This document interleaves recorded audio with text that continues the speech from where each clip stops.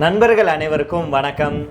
பாகிஸ்தான் பக்கமாக போகிறீங்க அப்படின்னு சொல்லி துருக்கிக்கு ஒரு மிகப்பெரிய ஒரு செக் ஒன்று வச்சுருக்காங்க இந்தியா. சற்றும் எதிர்பார்க்காத துருக்கிக்கு ஒரு மிகப்பெரிய மரண அடி அப்படின்னு சொல்லணும். மீண்டும் இந்தியாவை பகைத்த துருக்கிக்கு ஒரு மிகப்பெரிய அடி ஒன்றை இந்தியா வந்து கொடுத்துருக்காங்க. இந்த அதிரடி முடிவுனால துருக்கி இப்போ ஆட்டம் கண்டிருக்கு அப்படின்னு சொல்லப்படுது. இதை பற்றி நம்ம இந்த வீடியோவில் தெரிஞ்சுக்கலாம் நண்பர்களே. அதே போல் பார்த்தீங்க அப்படின்னா எந்த இடமும் பாதுகாப்பு இல்லை அப்படின்னு சொல்லி அரண்டு போய் நிற்கிது பாகிஸ்தான். இந்தியா எடுத்த அந்த அதிரடி ஆக்ஷன் தான் இப்போ பாகிஸ்தானை அலற விட்டுருக்கு. இதை பற்றி நம்ம இந்த வீடியோவில் தெரிஞ்சுக்கலாம். அதை தொடர்ந்து பார்த்தீங்கன்னா சற்று முன் பாகிஸ்தானில் ஒரு மிகப்பெரிய தாக்குதல் நடந்திருக்கு நண்பர்களே. இதனால் பாகிஸ்தானே வந்து அலற ஆரம்பிச்சிருக்காங்க. இதை பற்றி நம்ம இந்த வீடியோவில் தெரிஞ்சுக்கலாம். அதுக்கு முன்னாடி நம்முடைய சேனலை சப்ஸ்கிரைப் பண்ணாமல் பார்க்குறீங்கன்னா மறக்காமல் சப்ஸ்கிரைப் பண்ணிக்கோங்க. புதுசாக நம்முடைய வீடியோ பார்த்துட்டு இருக்கீங்கன்னா உடனடியாக கீழே இருக்கும் சப்ஸ்கிரைப் பண்ண தட்டி சப்ஸ்கிரைப் பண்ணி வச்சுக்கோங்க. வாங்க நண்பர்களே வீடியோக்குள்ளே போயிடலாம். ஆபரேஷன் சிந்தூர் நடவடிக்கையை கண்டித்து பாகிஸ்தானுக்கு ஆதரவாக துருக்கி அஜர்பைஜான் நாடுகள் வந்து சப்போர்ட் பண்ணிட்டு வந்தாங்க பாகிஸ்தானுக்கு. இதனால் அந்த இரண்டு நாடுகளையும் புறக்கணிக்கிறதுக்கு நம்முடைய நாட்டு மக்கள் வந்து முடிவு செஞ்சுட்டு வர்றாங்க. அதே போல வர்த்தக உறவையும் துண்டிச்சுட்டு வர்றாங்க. அந்த வகையில் தான் இந்திய பருத்தி கூட்டமைப்பு சார்பில் துருக்கியுடனான வர்த்தகம் அப்படிங்கிறது கைவிடப்பட்டிருக்கு அப்படிங்கிற தகவல் வெளியாயிருக்கு. நம் நாட்டுடைய நலனுக்கு எதிரான நிலைப்பாடு கொண்ட நாட்டுடன் எந்த ஒரு தொடர்பும் கிடையாது அப்படிங்கிறத காட்டும் வகையில் தான் நம் நாட்டு மக்களும் வர்த்தகர்களும் இந்த முடிவுகளை எடுத்துட்டு வர்றாங்க. இது தொடர்பாக காட்டன் அசோசியேஷன் ஆஃப் இந்தியா அப்படிங்கிற சார்பில் ஒரு முக்கியமான அறிக்கை ஒன்று வெளியிட்டிருக்காங்க. அவங்க என்ன சொல்லியிருக்காங்க அப்படின்னா, நம் நாட்டின் ஆபரேஷன் சிந்தூர் நடவடிக்கையின் போது துருக்கி நம் நாட்டுக்கு எதிரான நிலைப்பாட்டை எடுத்தாங்க. பாகிஸ்தானுக்கு ஆதரவு தெரிவிச்சிருக்கு. துருக்கி பாகிஸ்தானுக்கு ட்ரோன் உள்பட பிற ஆயுதங்களை வழங்கி நம் நாட்டின் மீதான தாக்குதலுக்கு உதவி செஞ்சுச்சு. காஷ்மீர் விவகாரத்தில் எப்போதுமே ஐநா உள்பட பிற சர்வதேச அமைப்புகளில் துருக்கி பாகிஸ்தானுக்கு ஆதரவாகவே இருக்கு. இது நம் நாட்டுடைய இறையாண்மைக்கு எதிராக இருக்கு அப்படின்னு அவங்க சொல்லியிருக்காங்க. மேலும் துருக்கி நம் நாட்டிடமிருந்து பருத்தி உள்பட பிற பொருட்களை இறக்குமதி செய்து துருக்கி வருஷத்துக்கு 74.27 மில்லியன் அமெரிக்க டாலர் அளவுக்கு பருத்தியை நம்ம கிட்ட இருந்து வாங்குது. துருக்கியிலிருந்து இந்தியாவுக்கான ஏற்றுமதி அப்படிங்கிறது 2.8 பில்லியன் அமெரிக்க டாலர் வரைக்கும் இருக்கு. தற்போது பாகிஸ்தானுக்கு துருக்கி ஆதரவு தெரிவித்ததுனால அந்த நாட்டுடனான வர்த்தகத்தை துண்டிக்க வேண்டும் அப்படின்னு நாங்கள் சொல்லிட்டு வரோம் அப்படின்னு அவங்க சொல்லியிருக்காங்க. துருக்கியை பொறுத்த மட்டும் நம் நாடு மிகவும் முக்கியமான நாடாக இருக்கு. நம் நாட்டை வச்சு தான் துருக்கி வந்து அதிக லாபம் ஈட்டிட்டு வர்றாங்க. நம்முடைய நாட்டுக்கும் துருக்கிக்கும் இடையே கடந்த 2023-24 ஆண்டில் 10.4 பில்லியன் அமெரிக்க டாலருக்கு வந்து வர்த்தகம் நடந்திருக்கு. இதில் 6 பில்லியன் டாலருக்கு துருக்கியிலிருந்து பொருட்களை நாம வந்து இறக்குமதி செஞ்சிருக்கிறோம். 3.7 பில்லியன் அமெரிக்க டாலர் அளவுக்கு நாம் துருக்கிக்கு ஏற்றுமதி செஞ்சிருக்கிறோம். அதே போல மறுபக்கம் 2023 ஆகஸ்ட் முதல் 2024 மார்ச் வரைக்கும் துருக்கிக்கு நம் நாட்டிலிருந்து அந்நிய நேரடி முதலீடு அப்படிங்கிற வகையில் 200 மில்லியன் அமெரிக்க டாலர் கிடைச்சிருக்கு. இந்த நிலையில தான் துருக்கியை நம் நாட்டு வர்த்தகர்கள் தொடர்ந்து புறக்கணிக்க தொடங்கியிருக்காங்க அப்படிங்கிற குறிப்பிடத்தக்கது. பாகிஸ்தான் பக்கமாக போறீங்க, இனி இந்தியாவுடைய ஒவ்வொரு அடியும் உனக்கு இடி மாதிரி இருக்கும் அப்படிங்கிறத நிரூபிக்கும் வகையில் நம்முடைய இந்தியர்கள் வந்து அடுத்தடுத்து அதிரடியான முடிவுகள் எடுத்துட்டு வர்றாங்க. இது துருக்கிக்கு மட்டுமல்ல பாகிஸ்தானுக்கும் ஒரு மிகப்பெரிய அடியாக பார்க்கப்படுது. பாகிஸ்தானுக்கு தொடர்ந்து ஐநா மன்றத்தில் வந்து பார்த்தீங்கன்னா துருக்கி ஆதரவு தெரிவிச்சுட்டு வருது. குறிப்பாக காஷ்மீர் விவகாரத்தை பற்றி இந்தியா சொல்லுதோ இல்லையோ பாகிஸ்தானுக்கு ஆதரவாக துருக்கி வந்து பேச ஆரம்பிச்சிருவாங்க. காஷ்மீர் வந்து இந்தியாவுடைய ஒருங்கிணைந்த பகுதி கிடையாது, இந்தியா வந்து போய் சொல்கிறாங்க, பாகிஸ்தானுக்கு தான் அது சொந்தம், அதனால் காஷ்மீர் விவகாரத்தில் இந்தியா வந்து தலையிடக்கூடாது அப்படின்னு இந்தியாவுக்கு எதிரான கருத்தையே துருக்கி வந்து சொல்லிட்டு வந்தாங்க.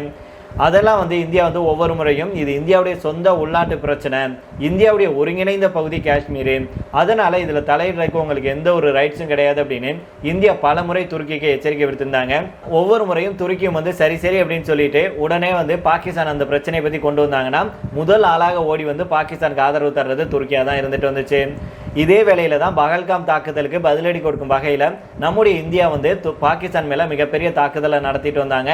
அப்போதும் பார்த்தீங்கன்னா ட்ரோன்களை அனுப்பி பாகிஸ்தானுக்கு உதவி செஞ்சுச்சு துருக்கி. இதுதான் இந்தியாவை மட்டுமல்ல ஒட்டுமொத்த இந்தியர்களையுமே கடுப்பேற்றுச்சு அப்படின்னு சொல்லணும். நீ பாகிஸ்தானுக்கு இவ்வளோ நாளாக வந்து காஷ்மீர் விவகாரத்தில் தான் வந்து ஆதரவு கொடுத்துட்டு வந்தேன், இப்போ உன்னுடைய ஆயுதங்களை அனுப்பி இந்தியா மேலே தாக்குதல் நடத்த நினைக்கிறியா அப்படின்னு சொல்லி பாகிஸ்தானுக்கு ஆதரவாக செயல்பட்ட துருக்கிக்கு ஒரு மிகப்பெரிய அடியை கொடுக்கும் வகையில் நம்முடைய இந்தியர்கள் எல்லாரும் குறிப்பாக வர்த்தகர்களும் சரி மக்களும் சரி அங்கே சுற்றுலா போகிறத தவிர்த்திருக்காங்க. சினி ஃபீல்டில் போயிட்டு அங்கே போய் படம் எடுப்பாங்க இல்லையா, அதையுமே முற்றிலுமாக தவிர்த்திருக்காங்க. இது துருக்கிக்கு ஒரு மிகப்பெரிய ஒரு லாஸாக பார்க்கப்படுது. இது ஆரம்பம் தான், இன்னும் நீ பார்க்க வேண்டியது நிறையா இருக்கு, இது ட்ரெய்லர் தான், மெயின் பிக்சரை பாப்பா கண்ணா அப்படிங்கிற மாதிரி நம்முடைய இந்தியாவும் அடுத்தடுத்து அதிரடியான நடவடிக்கைகள் எடுத்துகிட்டு வர்றாங்க. அது பற்றிய சுவாரஸ்யமான தகவல் நமக்கு கிடைக்கும் போது உங்களுக்கு கண்டிப்பாக நம்முடைய வீடியோவில் பேசுகிறோம் நண்பர்களே. இதே போல இன்னொரு முக்கியமான விஷயம் என்னன்னா, பாகிஸ்தான்ல பயங்கர தாக்குதல் ஒன்று நடந்திருக்கு நண்பர்களே. அதுல பாகிஸ்தானையே மிரள வைக்கும் அளவுக்கு சம்பவங்கள் நடந்திருக்கு. பாகிஸ்தான்ல தனிநாடு கேட்டு போராடிட்டு வரும் பலுச்சிஸ்தான் மாகாணத்தில் இருக்கும் குஸ்தர் மாவட்டத்தில் பள்ளி வாகனத்தை குறி வச்சு தாக்குதல் நடத்தப்பட்டிருக்கு. இந்த தாக்குதல்ல 4 குழந்தைகள் பரிதாபமாக உயிரிழந்திருக்காங்க. பாகிஸ்தானுடைய பலுச்சிஸ்தான் மாகாணத்தில் ராணுவ பள்ளி வாகனத்தை குறி வச்சு தாக்குதல் நடத்தப்பட்டிருக்கு. ராணுவ கண்டோன்மெண்ட்ல இருக்கும் பள்ளி குழந்தைகளை ஏற்றி சென்ற வாகனம் மேல நடத்தப்பட்ட இந்த தாக்குதல்ல பள்ளி குழந்தைகள் 4 பேர் உயிரிழந்திருக்காங்க. பேருந்துல 40க்கும் மேற்பட்ட பள்ளி மாணவர்கள் பயணம் செஞ்சதாகவும் இவங்கள பலர் படுகாயம் அடைஞ்சிருப்பதாகவும் பாகிஸ்தான் அதிகாரிகள் சொல்லியிருக்காங்க. கார்ல வெடிகுண்டுகளை நிரப்பிக்கிட்டு பள்ளி வாகனத்துல மோத செய்து தற்கொலைப்படை தாக்குதல் நடத்தப்பட்டதாகவும் இதுல பள்ளி வாகனம் பலத்த சேதம் அடைந்து மாணவர்கள் 38 பேர் படுகாயம் அடைந்திருப்பதாகவும் முதல் கட்ட தகவல் கிடைச்சது.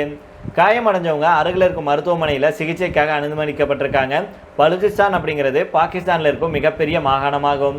ஆனால் மக்கள் தொகை அப்படிங்கிறது இந்த மாகாணத்தில் மிக குறைந்த அளவு தான் இருக்காங்க. ஈரான் ஆப்கானிஸ்தானுடன் எல்லைகளை பகிர்ந்துள்ள பலுச்சிஸ்தான் மக்கள் தங்களை ஒருபோதும் பாகிஸ்தானியர்களாகவே கருதுறதில்லை.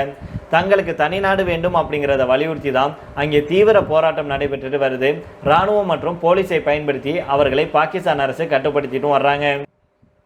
அதே நேரம் பலுச்சிஸ்தான் புரட்சியாளர்கள் பாகிஸ்தான் சுதந்திரம் கேட்டு ஆயுதம் ஏந்தி போராடிட்டு வர்றாங்க. இதனால அவ்வப்போது அங்கு தாக்குதல்கள் நடைபெறுது. இப்பேற்பட்ட சூழல தான் அங்கு பள்ளி மாணவர்களை குறி வச்சு தாக்குதல் நடத்தப்பட்டிருக்கு. இந்த தாக்குதலுக்கு இதுவரைக்கும் எந்த ஒரு இயக்கமும் பொறுப்பேற்கல. அதே போல இந்த தாக்குதலுக்கு எந்த ஒரு அமைப்பும் பொறுப்பேற்கவில்லை. அப்படின்னாலுமே உள்ளூர் கிளர்ச்சியாளர்கள் இந்த தாக்குதலை முன்னெடுத்து இருக்கலாம் அப்படின்னும் சொல்லப்படுது. பாகிஸ்தானில் பாதுகாப்பு படையினர் மற்றும் பொதுமக்களை குறிவச்சு உள்ளூர் பிரிவினைவாத குழு அடிக்கடி தாக்குதல் நடத்திட்டு வர்றாங்க. அதனால இந்த தாக்குதலுக்கு பின்னாடி யார் இருக்காங்க அப்படிங்கிறதுக்கெல்லாம் அப்பாற்பட்டு குழந்தைகளுடைய உயிர்கள் பலி போயிருக்கு அப்படிங்கிறதான் வருந்தத்தக்க செய்தியாக இருக்கு. அதனால பலுச்சிஸ்தான் தனிநாடாக மாறுறது வரைக்கும் இப்பேற்பட்ட தாக்குதல் நடக்கும் அப்படிங்கிறது தெளிவா தெரிஞ்சிருக்கு. அதை நம்ம பொறுத்திருந்து பார்க்கலாம். இதே போல இன்னொரு பக்கம் பார்த்தீங்க அப்படின்னா, பாகிஸ்தான் எந்த பக்கம் போனாலும் தப்பிக்க முடியாது அப்படிங்கிற வகையில இந்தியா ஒரு மிகப்பெரிய தாக்குதலை நடத்தி நிரூபிச்சிருக்காங்க.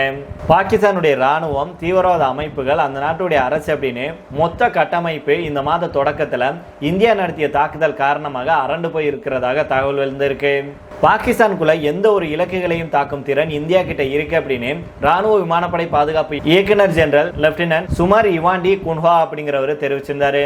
ஆபரேஷன் சிந்தூர் பத்தி அவர் பேசும்போது, தேவைப்பட்ட பாகிஸ்தான் நாட்டுக்குள்ள எந்த ஆழத்திலையும் தாக்குதல் நடத்த இந்திய ஆயுதப்படைகள் முழுமையாக தயாராக இருக்காங்க. முழு பாகிஸ்தானும் எல்லைக்குள்ள இருக்கு. பாகிஸ்தானுடைய ராணுவம் தன்னுடைய பொது தலைமையகத்தை ராவல்பிண்டியிலிருந்து கைபர் பக்துன்வா போன்ற பகுதிகளுக்கு மாத்தினாலும் கூட நாம தாக்க முடியும். அவங்களால ஒளிந்து கொள்ளக்கூடிய இடம் எதுவும் இல்லை அப்படின்னு சொன்னாரு. இவர் இப்படி சொன்னதுக்கு பல காரணங்கள் இருப்பதாக சொல்றாங்க. அதுல முதலாவது காரணம் என்னன்னா, இந்தியாவுடைய தாக்குதல்ல பகாவல்பூர்ல இருக்கும் மர்காஸ் உப்கான் அல்வா, திக்ரா கலன்ல இருக்கும் சர்ஜால், கோட்லியில இருக்கும் மர்காஸ் அப்பாஸ் மற்றும் முசாவராபாத்ல இருக்கும் சையத்னா பிலால் முகாம் ஆகிய முகாம்கள் தாக்கப்பட்டுச்சு. இதுல பகாவல்பூர்ல இருக்கும் மர்காஸ் உப்கான் அல்லா மிக முக்கியமான இடங்களாகும். துல்லியமான இராணுவ தாக்குதல்ல தாக்கப்பட்ட இலக்குகள்ல நாம சொன்ன இடங்கள் எல்லாமே அடங்கும். இந்த முகாம்கள் அனைத்தும் தடை செய்யப்பட்ட ஜெய்ஷி முகமது பயங்கரவாத குழுவின் கீழ் வருது அப்படிங்கிற குறிப்பிடத்தக்கது. ரெண்டாவது பாயிண்ட் என்னன்னா, பிப்ரவரி 14, 2019 அன்னைக்கு புல்வாமா தாக்குதல் உள்பட பயங்கரவாத திட்டமிடலில் ஈடுபட்டிருக்கும் ஜெய்ஷி முகமதுடைய செயல்பாட்டு தலைமையகம் மர்காஸ் உப்கான் அல்லா ஆகும். புல்வாமா தாக்குதல் நடத்தியவர்கள் இந்த முகாமில் பயிற்சி பெற்றாங்க அப்படிங்கிற குறிப்பிடத்தக்கது. 17 வருஷத்துக்கு முன்னாடி மும்பை தீவிரவாத தாக்குதலில் கைது செய்யப்பட்டு பின்னர் தூக்கு தண்டனை விதிக்கப்பட்ட தீவிரவாதி அஜ்மல் கசாப் இங்கே தான் பயிற்சி பெற்றான். இதன் மூலம் இந்தியா பாகிஸ்தானுடைய எந்த தீவிரவாத தளவாடத்தையும் கண்டுபிடிக்க முடியும். தளவாடங்களை கண்டுபிடிப்பதோடு அதை எளிதாக தாக்கி அளிக்க முடியும். அதே போல இந்திய ஏவுகணை பாகிஸ்தானுடைய 3 விமானப்படை தளங்களை அழிச்சாங்க. அதாவது நூர்கான் விமானத்தளம் ராவல்பிண்டியில் இருக்கு. பாகிஸ்தானுடைய இன்னொரு ஏர்ஃபோர்ஸ் பார்த்தீங்கன்னா ரஃபிகி விமானத்தளம் ஷோர்கோட்ல இருக்கு. முரித் விமானத்தளம் ஷக்வால இருக்கு. இந்த தாக்குதல் மூலம் பாகிஸ்தானுடைய அடிமடியில் இந்தியா கை வச்சிருக்கு அப்படின்னு தான் சொல்லணும். ஏன் அப்படின்னா இந்த தளங்கள் அனைத்தும் பாகிஸ்தானுடைய முதுகெலும்பாக கருதப்படும் இராணுவ அமைப்புகள் ஆகும். நாலாவது பாயிண்ட் நம்ம கவனிக்க வேண்டிய விஷயம் என்னன்னா, பாகிஸ்தானுடைய எந்த மூலையையும் தாக்க முடியும் அப்படிங்கிறத இந்தியா நிரூபிச்சிருக்காங்க. நூர்கான் விமானப்படை தளம் விஐபி மற்றும் ஸ்ட்ராட்டஜிக் போக்குவரத்து மையம், உயர்மட்ட இராணுவ மற்றும் அரசாங்க போக்குவரத்தை கையாளும் மையம். அவசர காலத்தில் பிரதமரே இங்கிருந்து தான் தப்பிக்க வேண்டும். இதுதான் தாக்கப்பட்டிருக்கு. தலைநகருக்கு அருகாமையிலையும் இருக்கு. பாகிஸ்தான் உள்ள அரசியல் மற்றும் இராணுவ நரம்பு மையமான இஸ்லாமாபாத்தின் பாதுகாப்பு அருகில் இது இருக்கு.